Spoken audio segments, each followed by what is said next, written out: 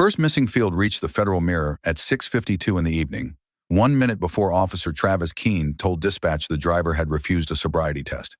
Malik Rowe did not know that yet. He only knew the road was dry, the traffic was light, and the gray Renault sedan moved through Maple Junction at 34 miles per hour in a 35 zone. He had both hands on the wheel. His turn signal came on early. At the stop sign near Marlowe Pharmacy, the car stopped long enough for the engine to settle into a low hum. Behind him, a black and white cruiser waited through the same stop. Officer Travis Keene watched the sedan roll forward. Out-of-county plates. Airport rental sticker. Black driver in a dark suit. No broken taillight. No expired tag. No speed. Nothing on the screen except a clean return. In the passenger seat, Officer Claire Nolan looked from the mounted computer to the road. "Plates clear," she said. Keene did not answer right away. The sedan passed a white pickup with one brake light dimmer than the other. Keene let it go. A delivery van nosed halfway into a loading zone. He drove past it. A college kid rolled through the gas station exit too fast and got only a lifted finger through the windshield. Then Keene's eyes went back to Malik. "Let's see where he thinks he's going," he said. Claire looked at him, then at the screen again. There was still no violation code. Keene followed for 6 blocks before he touched the lights. Malik saw the blue flash in the mirror and felt the old instruction move through his body before thought did. Signal. Right shoulder. Window half down. Engine off. Keys visible. Hands at 10 and 2. The choreography was not fear exactly. It was memory. Keene took his time getting out. Claire stepped out on the passenger side and stayed near the rear bumper, her body camera blinking red against the dusk. Keene walked to the driver's window and aimed his flashlight first at Malik's hands, then at his face, then at the suit jacket folded over the back seat. "License, registration, rental agreement." "Good evening, officer," Malik said. "I'm reaching for my wallet with my right hand. I didn't ask for narration." Malik paused for half a second. It was the kind of sentence that could pull a sharper sentence out of a tired man. Instead, he moved slowly, took out his license, and handed over the documents. "Can I ask the reason for the stop?" Keene looked at the license. Mati Kurova. Chicago address. Clean record. He looked at the rental agreement next, then back at Malik, as if the paper had introduced a problem instead of solving one. "Airport rental?" "Yes." "Meeting someone out here?" "I had a work appointment." "What kind of work?" Malik kept his hands still on the wheel. "Officer, what traffic violation did you observe?" Keene's mouth tightened. "You always drive this careful when police are behind you?" "I try to drive carefully all the time." Claire shifted near the rear of the sedan. The answer had been calm. Too calm, maybe. The kind of calm officers like Keene sometimes treated as an insult. Keene keyed his shoulder radio. "Dispatch, Unit 4. Traffic contact on Lakeview and Grant. Gray sedan, 1 male driver." Dispatch came back clear. "Copy, Unit 4. Confirm primary violation code." Keene looked toward his cruiser. The field waited on the screen. Primary legal basis. Blanc. He did not enter speeding. He did not enter unsafe lane change. He did not enter equipment violation. He pressed the radio again. "Stand by. Driver is refusing cooperative contact." Malik heard the words through the open window. "I have not refused contact," he said. "I asked why I was stopped." Keene lowered the radio and leaned closer. "Step out of the car." "For what offense?" "For my safety. My hands are visible. My documents are in your hand. Am I being detained?" "You're making this difficult." "That is not a legal basis." For the first time, Claire looked directly at Malik. Then she looked at Keene. "Travis," she said quietly, "maybe just run the documents." Keene did not turn around. "Not now." Across the parking lot, Tessa Lynn stepped out of the CVS with a small white bag in one hand. She stopped when she saw Malik's hands still on the wheel, and Keene standing too close to the window. Her phone came up low against her coat. Across the street, Luis Ortega's porch camera caught the radio traffic through the evening air. Keene stepped back from the window. "Dispatch, request backup. Non-compliant driver. Possible impairment. Refusing lawful orders."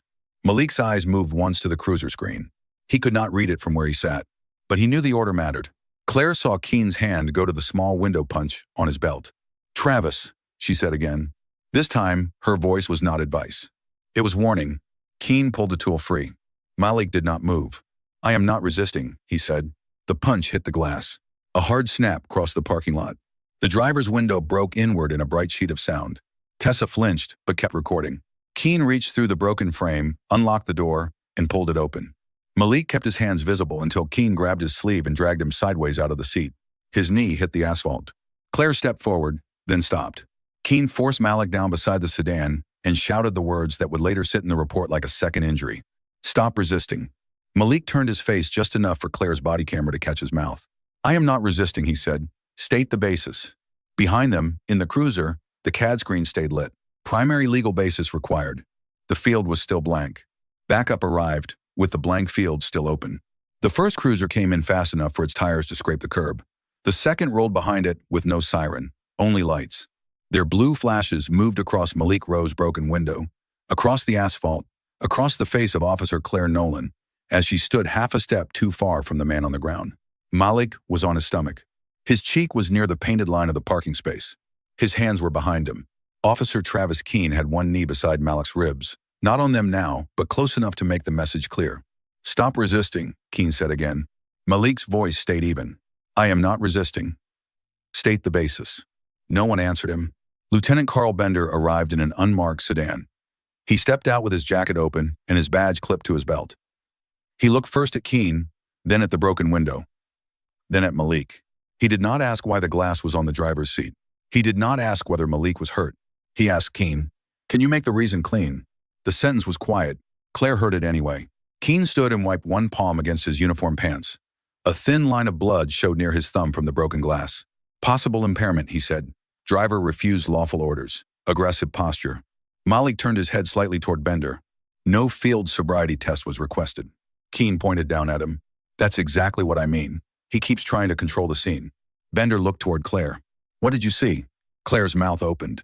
Her body camera blinked red. The cruiser computer behind her still showed the required field. Primary legal basis. Blank. She thought about saying that. She thought about Keene's temper. She thought about the locker room. The next shift. The way officers stopped inviting you into conversations when they decided you were not safe. She said, he was asking questions. Bender nodded as if that solved something. Then transport him. Malik did not lift his voice. Lieutenant, I'm requesting Officer Keene's badge number, your full name, and preservation of all body camera, cruiser microphone, dispatch audio, CAD entries, and report drafts. Keene gave a short laugh. You'll get a form at booking. Malik looked at Claire once. Not pleading, not accusing, just marking that she had heard him ask. Near the CVS doors, Tessa Lynn held her phone with both hands now. She had stopped pretending she was not recording. Her grocery bag hung from her wrist, forgotten. She saw Malik's lips move. She saw the cuffs. She saw Keene standing between the broken window and the supervisor. Across the street, Luis Ortega stood behind his porch screen door. His camera above the frame had already caught the radio traffic. It had caught dispatch asking for a primary violation code before Keene said impairment. It had caught the sound of glass before anyone mentioned a test. Luis did not go outside. He had learned years ago that stepping closer to a police scene could make you part of it. But he opened the camera app archive and saved the clip before the system could overwrite it. At the station, Sergeant Neil Porter heard the transport call through the desk radio. He had processed arrests for 16 years. Most nights, the paperwork arrived before the person did. Tonight, the person arrived before the paperwork could decide what he had done. Keene walked Malik through the side entrance. Bender followed. Claire came last, carrying Malik's wallet and phone in an evidence pouch that had not been logged yet. Porter looked at Malik's face, then at the pouch, then at the torn sleeve of Malik's jacket. Charges? Porter asked. Obstruction, Keene said. Possible impaired driving, resisting. Porter typed slowly. The booking screen asked for predicate offense. He waited for Keene to answer. Keene looked over his shoulder at Bender. Bender said, pending review. Put that in notes. Porter's fingers hovered above the keyboard. Pending review was not a charge. It was a hallway. He typed nothing for a moment, then opened a temporary hold screen. Malik said, I want counsel. I also want medical documentation of my face and wrist before interview. Keene leaned close to Porter. Put him in room 3. Porter looked at Bender. Bender nodded. Malik was placed in interview room 3 with one wrist cuffed to the table. The metal was cold. The table had initials scratched into one corner. The camera in the ceiling showed a green light, but Malik did not trust green lights. He trusted exports. He trusted timestamps. He trusted systems that copied themselves before people touched them. In a federal office several miles away, ASAC Helen Park watched 4 feeds on one screen. Clip audio, briefcase transmitter, CVS exterior camera request, dispatch mirror. A young analyst said, we can move now. Park did not look away from the timeline. Not before the first report draft. On the station floor, Keene began typing. Driver refused lawful order to exit. Driver showed indicators of impairment. Driver became physically resistant. He paused, deleted physically, and typed actively. The draft saved both words. Porter ran Malik's name. The screen changed. Not loudly, not dramatically. A narrow banner appeared across the top. Federal Preservation Hold. Contact Department of Justice Operations before custodial processing. Porter read it twice. Bender saw his face change. What is it? Porter did not close the screen. A printer behind the desk started. One page, then another. CAD edits locked. Body camera archive held. Dispatch vendor copied. Cruiser microphone export pending. Report draft metadata preserved. Keene turned from his desk. What does that mean? No one answered him fast enough. The front door opened before anyone could decide what to hide. Helen Park entered with 2 federal evidence technicians and a warrant folder under her arm. No one ran. No one shouted. The room did not explode. It tightened. Park placed the warrant on the desk. Do not touch the CAD terminal. Bender stepped forward. This is a local detention. Park looked at the screen, then at the printed hold notice, then through the glass toward interview room 3. The local detention became federal evidence when your officers created a force event without a documented basis. Keene said, he refused a sobriety test. Park turned one page in the folder. No sobriety request appears before the force event. Claire Nolan looked down. Park continued. No primary violation code. No impairment screen opened. No failed return. No field observation entered before the window was broken. Quote, Keene's mouth moved once. Park did not wait for the explanation. Agent Malik Rowe is assigned to a civil rights pattern review. That fact does not create the violation. She placed the timeline beside Keene's draft. The order does. In the interview room, Malik heard the station go quiet through the wall. He did not smile. On the CAD terminal outside, the edit button disappeared. A red notice replaced it. Locked by federal hold. Under it, the first field remained visible.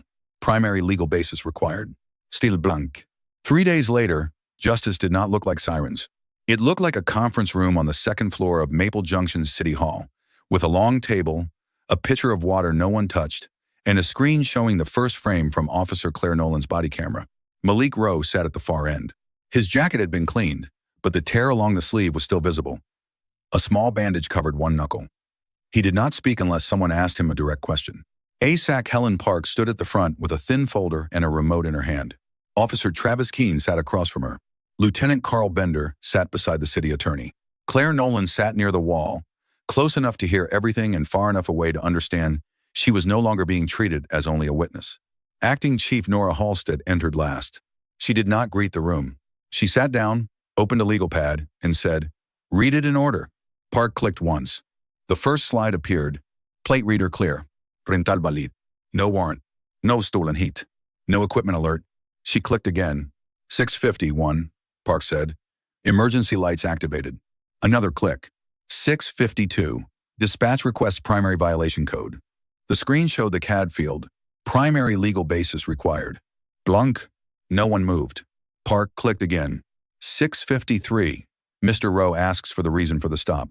Claire's body camera played for less than 10 seconds. Malik's voice came through calm and low. What traffic violation did you observe? Keene's voice followed. You always drive this careful when police are behind you? Park stopped the video. That answer did not name a violation. Keene leaned forward. It was a developing situation. Park looked down at the folder. A developing situation is not a code. The room stayed quiet. She continued. 655, force event. The video did not play long. It did not need to. The sound of the window punch was enough. The image froze on Malik's hands still visible inside the car. Park moved to the next slide. 657. Officer Keene enters possible impairment and refusal. She let the sentence sit. 2 minutes after force. No sobriety request appears before that entry. No field screen was opened.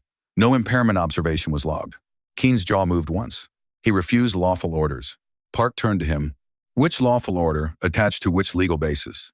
Keene looked at Bender. Bender looked at the city attorney. No one answered. Chief Halstead wrote one line on her pad. Park clicked again. A draft report appeared. Driver became physically resistant. Then the metadata line beneath it. Deleted. Driver became actively resistant. Park said, both versions saved. Bender shifted in his chair. That was a wording correction. Chief Halstead looked up. Wording did not break the window. Claire closed her eyes for 1 second. Park turned to her. Officer Nolan, did you see the CAD field before the force event? Claire opened her eyes. Yes. Was it blank? Yes. Did you hear dispatch ask for a primary violation code? Yes. Did you intervene? Claire swallowed. No. No one raised their voice. That made it worse. Park closed the folder. The federal review will continue separately. Today, the city decides what it is willing to keep calling procedure. Chief Halstead stood. Her voice was flat. First, Mr. Rowe's detention record will be corrected before this room adjourns. The obstruction entry, the impairment entry, and the resisting entry will be marked unsupported by documented legal basis. Keene looked up. Halstead did not look at him. No booking photo will be released. No arrest history will be generated from this contact. The corrected record will be sent to the rental company, the municipal risk carrier, and the federal review file. Malik's face did not change, but his right hand loosened on the edge of the table. Halstead turned one page. Officer Travis Keene is terminated for cause, effective immediately. This will not be processed as a voluntary resignation. His certification is referred for emergency review. His CAD access, body camera access, and report submission privileges are suspended as of this meeting. Keene opened his mouth. Halstead continued. Every pending case relying on his sworn statement will be flagged. Every open prosecution involving his testimony will receive a credibility notice. The city attorney looked down. That was the first real sound in the room. Paper moving. Halstead turned to Bender. Lieutenant Carl Bender is relieved of supervisory command. His sign-off authority is revoked. His approval of the report draft is referred for false report review. Every complaint dismissal carrying his signature will be reopened under outside supervision. Bender said, Chief, you cannot put 4 years on one stop. Halstead answered without raising her voice. We are not. The one stop showed us where to look. She turned to Claire. Officer Claire Nolan is suspended for 45 days. Her field training eligibility is removed for 1 year. A duty to intervene failure will be attached to her personnel file. You will provide a sworn statement in every reopened case where your camera, your presence, or your silence becomes relevant. Claire nodded once. Not because it felt fair, because it was true. Halstead continued. 23 dismissed complaints are reopened. 17 officers lose independent field certification, permission pending audit. The department will operate under an external monitor for 18 months. Then she signed the policy order. From that day forward, Maple Junction CAD would not allow resisting, obstruction, or impairment refusal to be opened unless the primary legal basis had already been entered. Patrol lights would trigger body cameras and cruiser microphones automatically. A force event before documented basis would go straight to civilian oversight. Partners would be required to complete one field before clearing any stop. Intervened. Unable to intervene. Failed to intervene. Supervisors could no longer rewrite a primary narrative. They could only attach a supplemental note with its own timestamp. Every quarter, the city would publish stop data, blank field attempts, camera off alerts, and complaint outcomes. No speech followed. No apology fixed the table. 3 weeks later, Malik returned to Maple Junction to collect his briefcase from evidence release. Sergeant Neil Porter brought it out in a sealed bag. Everything is there, Porter said. Malik checked the seal and nodded. Outside, the CVS lot looked ordinary again. The broken glass had been swept away. The asphalt carried a darker patch where the city had cleaned it. Across the lot, a young officer stopped a pickup with a dead brake lamp. Before he could open the contact note, his screen flashed red. Primary legal basis required. He typed slowly. Equipment violation. Rear brake lamp. Only then did the next field open. Malik watched for a moment. Then he walked to his car. The stop did not end when the cuffs opened. It ended when the blank field could no longer be skipped. Tell us in the comments, when does silence become part of the record? This story is fictional.